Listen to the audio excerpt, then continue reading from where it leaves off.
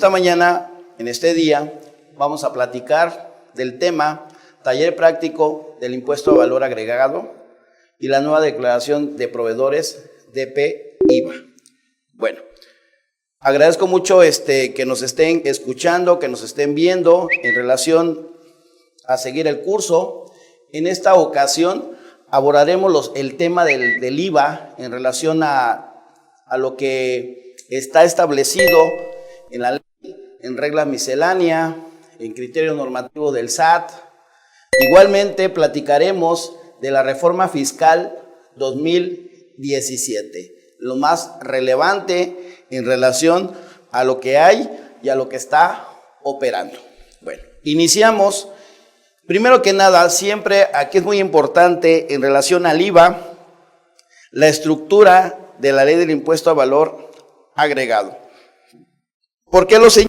Porque si notamos en la estructura de la ley del IVA, tenemos capítulos y no tenemos títulos, tenemos puros capítulos de la ley del IVA, capítulo 1, capítulo 2, capítulo 9, y llama la atención en relación a que es muy importante establecer en ese sentido que el impuesto a valor agregado es un impuesto indirecto, no hay tratados para evitar la doble tributación, es un impuesto de manera territorial. ¿Qué significa que sea de manera territorial? Que si se lleva a cabo en territorio nacional, básicamente tendremos la obligación de pagar IVA, habrá la obligación de pagar IVA. Eso es muy importante y más tarde mencionaré en qué casos se lleva a cabo en territorio nacional. Por eso es muy importante establecer que es territorio nacional, porque en materia de IVA tiene mucha importancia. También tiene mucha importancia la residencia que tiene la persona física o la persona moral en caso de que se ubique en cualquiera de los supuestos la ley del IVA para pagar el citado impuesto. Bueno, tenemos aquí 9 capítulos y tenemos 43 artículos que conforman a la ley del IVA, el reglamento de la ley del IVA, 79 artículos como tal. Recientemente, bueno, no tan reciente, el 25 de septiembre de 2014 se publicó el reglamento de la ley del IVA. Reglamento de la ley del IVA que vienen reglas, vienen algunas disposiciones de gran importancia que vienen a aclarar algunos puntos que se mencionan en la ley del IVA. Bueno, aquí es muy importante señalar que de repente me preguntan, oye Victorio, ¿qué sucede en caso de que lleve a cabo una venta de mercancías? ¿Tengo que cobrar el impuesto al valor agregado? Sí, es muy importante señalar en ese sentido que debemos ubicarnos en los supuestos que marca la ley como tal. ¿Por qué se los comento? Porque de repente dudamos si cobrar o no cobrar. Y por ahí escuchaba a un colega y que decía, ante la duda hay que cobrar. Aquí no se trata si ante la duda vamos a cobrar, se trata de saber si estamos obligados a cobrar el impuesto al valor agregado, sí o no. En materia de IVA se llama traslado. ¿Qué es el traslado? Es el importe, es el impuesto que le voy a cobrar, en este caso, al comprador, al que consume el bien, en este caso, al que le presto el servicio como tal, pero es muy importante que aquí en materia de IVA se llama traslado. Traslado como tal, eso es lo que le voy a hacer al cliente como tal, un traslado, de tal manera que ese traslado, yo tengo el dinero y ese dinero lo entero a la Secretaría de Hacienda. Entonces es un impuesto indirecto, se cobra por ciertas actividades o por ciertos actos que se lleven a cabo como tal. Primero que nada tenemos que definir, en todo impuesto tenemos elementos esenciales del tributo. En esta ocasión, en materia de IVA, tenemos el sujeto. ¿Quién es el sujeto en materia de IVA?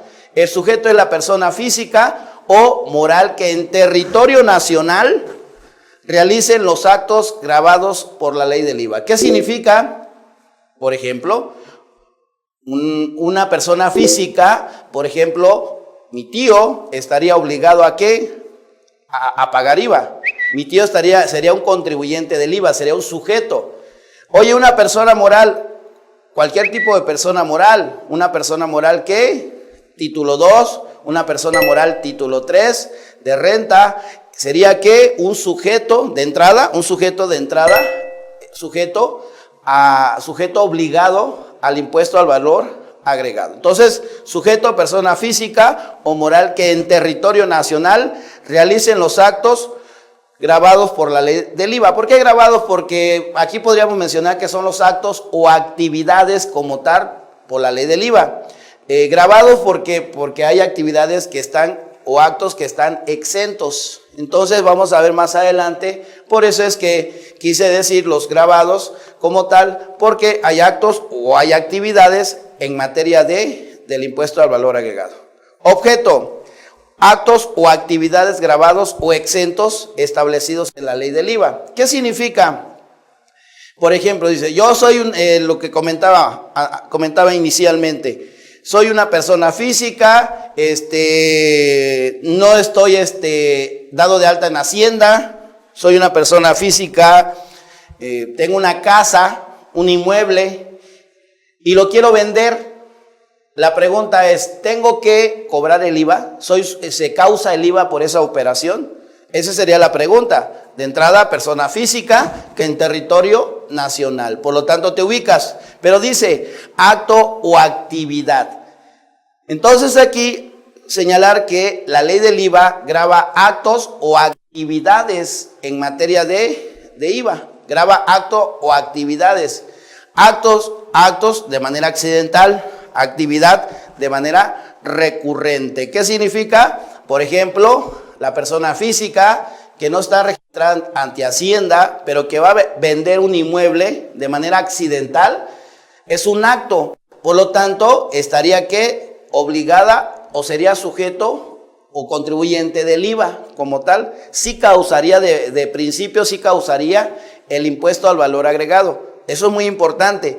Oye, actividad, bueno, yo me dedico a vender computadoras.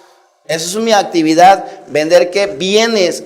Por lo tanto, también estaría ¿qué? Obligado al pago del IVA. Entonces, de principio, eres un contribuyente del IVA porque aquel que vende de manera accidental es un contribuyente del IVA y aquel que vende de manera recurrente sería también sería un contribuyente que sí causaría el impuesto al valor agregado. La base, el precio o la contraprestación pactada.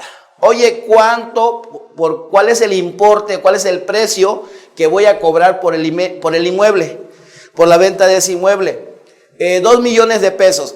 Ese sería básicamente el precio o, en este caso, en su caso, la contraprestación. Aquí sería el precio que se está pactando por el inmueble. Entonces, persona física como tal, es una persona física que vende un inmueble, enajenación de bienes como tal, y por lo tanto el precio sería lo que se está fijando en ese sentido.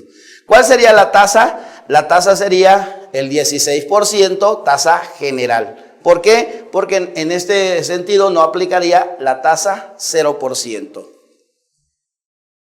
Época de pago, los periodos en los que se tendrá que pagar el IVA, que en este caso a más tardar día 17 del mes siguiente al que corresponda el pago. Entonces el IVA es de manera mensual, no hay declaración anual, es definitivo como tal. Entonces mensualmente voy a estar pagando cada 17. Sin embargo, en el caso del que yo vendí de manera accidental, sería un solo pago.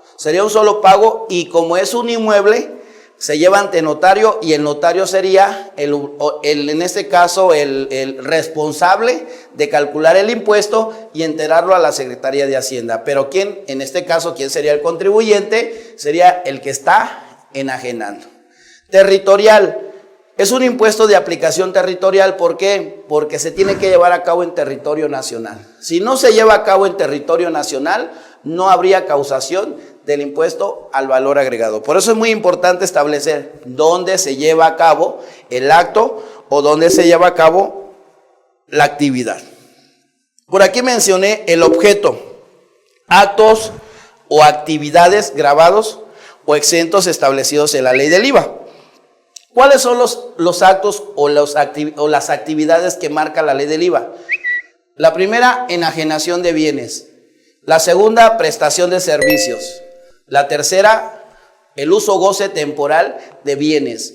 Y la cuarta, la importación de bienes o servicios. Aquí tenemos los 4 actos o actividades por las cuales estaré obligado a pagar el impuesto. Entonces, muy importante, ya quedamos, elementos esenciales de la ley del IVA, del impuesto al valor agregado. Elementos esenciales: sujeto, objeto, base, tasa, la época de pago y territorio como tal. Estos elementos son muy importantes porque si yo los aplico de manera correcta, si me queda claro cada concepto, no debería tener problemas en la causación del impuesto. ¿Por qué? Voy a poner un ejemplo. Viene un extranjero a territorio nacional y vende una computadora. La pregunta sería, ¿estaría obligado a pagar el impuesto al valor agregado? De entrada, es una persona física, no importa la nacionalidad. Eso es muy importante, no importa la nacionalidad. No importa la residencia de dónde es, si es de aquí, de allá. O sea, de entrada, como está la disposición, dice persona física. ¿Ok? Persona física. De entrada estaría obligada, persona física, un objeto. ¿Cuál sería el objeto? El acto, en este caso, la venta de la computadora o la venta del bien que está enajenando. Ese sería el acto como tal. Entonces sí se ubica en los supuestos para pagar el impuesto a valor agregado. La base, el precio que se está pactando como tal entre cliente y vendedor. La tasa 16%. No hay una tasa preferencial. El hecho de que sea extranjero, él viene aquí, enajena, estaría ¿qué? Obligado. Época de pago, día 17 también, no cambia. Y el territorio, sí, porque se llevó a cabo aquí en territorio nacional. ¿Vieron? Qué fácil es la aplicación del IVA, porque saber los elementos en este caso, del tributo. Sin embargo, aquí les pregunto, oye, ¿el extranjero crees que va a pagar de manera voluntaria? Por eso es que aquí donde dice el gobierno, oye, habrá vamos a establecer una mecánica especial en caso de que venga un extranjero a vender bienes aquí al país. Y eso cómo se establece, a través que vía retención. Entonces, sí va a pagar el impuesto al valor agregado, sin embargo, vía retención. ¿Por parte de quién? Del que está pagando, del pagador. Entonces, pero de cualquier forma, sí se ubica en los elementos esenciales de la ley del IVA, del tributo como tal. Otro caso sería, oye, mi compadre va a vender su camioneta, va a vender un automóvil. La pregunta esencial, ¿es causante del IVA? Esa sería la pregunta.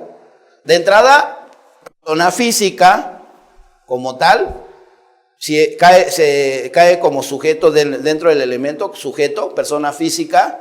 Dice aquí que en territorio nacional realice el acto. Por lo tanto, él vende el automóvil, es un objeto, es una enajenación de bienes. Por lo tanto, sí se ubica en los supuestos la base, el precio que se esté pactando, la tasa del 16 de entrada y época de pago, día 17, el territorio. ¿Por qué? Porque el bien se está, la venta del bien, en este caso la venta se está llevando a cabo en territorio nacional. Qué interesante.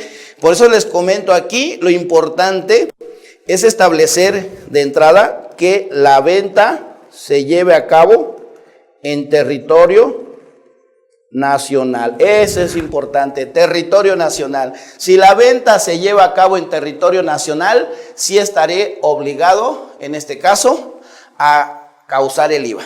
Causar el IVA, ¿por qué? Porque tú eres el sujeto obligado. Ahora bien, voy a hacer el traslado, sí, pero tú eres el causante, tú eres el obligado a enterarlo a la Secretaría de Hacienda. Otra cosa es que yo haga el traslado, se lo voy a hacer a quién, en este caso al comprador. Yo le tengo que hacer el traslado del impuesto, yo se lo retengo yo se lo cobro y yo se lo tengo que enterar a la Secretaría de Hacienda. En el caso que puse de ejemplo, la venta del automóvil, alguien podría decir, oye, pero esa venta es exenta. Sí, se exenta, pero al rato vamos a ver que hay también actos o actividades que están exentos en materia del impuesto al valor agregado. Pero de entrada se ubica en los elementos esenciales del tributo. Es lo que quiero que quede muy claro, ¿sale? Porque aquí un problema en la práctica es que a muchos contadores no les queda claro cuándo cobrar, cuándo sí y cuándo no cobrar el impuesto al valor agregado. Entonces, muy importante, amigos, que estemos aquí al pendiente, cuándo sí, cuándo no cobrar. Cualquier consulta que quieran, cualquier pregunta, cualquier inquietud, cualquier sugerencia, por favor, estoy atento a sus comentarios, estoy atento a sus preguntas para efectos de poder dar respuesta en relación al curso. Entonces, aquí, amigos conectados en línea, por favor, espero sus preguntas para efectos de darles respuesta en lo que estamos comentando. No se esperen hasta el final, sino cada tema que vayamos viendo, por favor, voy a dar contestación. Entonces, esos serían los elementos del tributo. Entonces, tenemos sujeto, objeto, base, tasas, las tasas, la época de pago y el territorio como tal. Ojo, tasas, únicamente tenemos dos tasas, la del 16, que es general, y la del 0% como tal. Entonces, vamos a entrar aquí al caso especial. De ese rato les comentaba, sí caigo en los elementos del tributo, pero hay casos especiales en donde se exenta, hay casos especiales donde soy tasa 0%. Este es el caso especial, tasa 0%. ¿Qué es cuándo soy tasa 0%? Tasa 0% es que son actividades o son actos o actividades que están grabados a la tasa del 0%. Significa, en este caso, que sí se va a grabar, pero se va a grabar a la tasa 0%. ¿Qué significa? Vean lo siguiente. Si yo, por ejemplo, digo 100,000 pesos como tal por 0%, y aquí vamos a poner aquí, este caso, un ejemplito, 100,000 pesos, perdón, por 0%, me da ¿cuánto? 0. Ahí está. Ejemplo. 100,000 pesos por 0%. 0.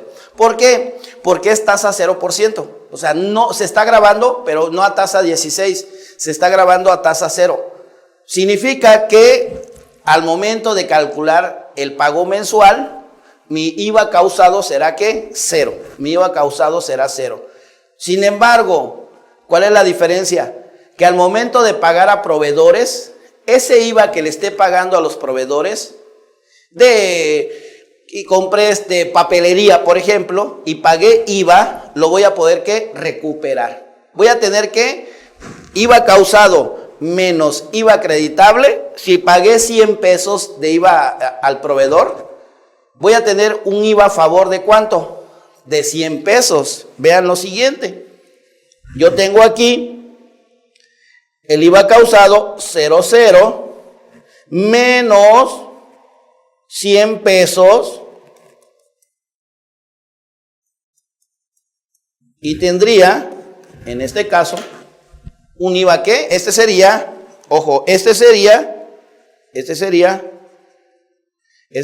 el IVA acreditable. Por lo tanto, que tengo un IVA a favor como tal. Significa que al tener tasa 0%, al momento de calcular el pago mensual, voy a tener un IVA a favor. Un IVA a favor que voy a poder recuperar. Más tarde les diré cómo se recupera ese IVA. Pero de entrada, ¿qué significa el ser tasa 0%? Que voy a poder recuperar ese IVA que le estoy pagando a mis proveedores. Pero muy importante también señalar, el tener tasa 0% significa, también como lo establece la lámina, que voy a tener no tendrá la obligación de trasladar en forma expresa y por separado el IVA, pero Dice, tendrá un doble beneficio, puesto que al trasladarse el impuesto al 0%, no tendrán la obligación de trasladar en forma expresa y por separado el IVA, y sí podrán solicitar el IVA que le trasladen. Eso es muy importante. ¿Por qué se los comento? Porque pues voy a recuperar cada mes, voy a recuperar ese IVA. Sin embargo, muy importante, tendré obligaciones en materia de IVA. Tendré obligaciones. ¿Qué obligaciones tendré en materia de IVA? Presentar declaraciones mensuales, presentar DIOT. En ese sentido. Eso es muy importante. Tendré obligaciones, llevaré contabilidad. Es otra de las obligaciones en materia de IVA. ¿Qué otra obligación, Victorio? Expedir comprobantes fiscales. Esas son las obligaciones, entre otras obligaciones, a las que me sujeto en caso de tener tasa 0%. Igualito que tasa 16, voy a tener también obligaciones en materia de IVA, donde en términos del artículo 32 de la ley del IVA. Voy a encontrar mis obligaciones, por lo tanto tengo que estar atento de todas las obligaciones que debo cumplir.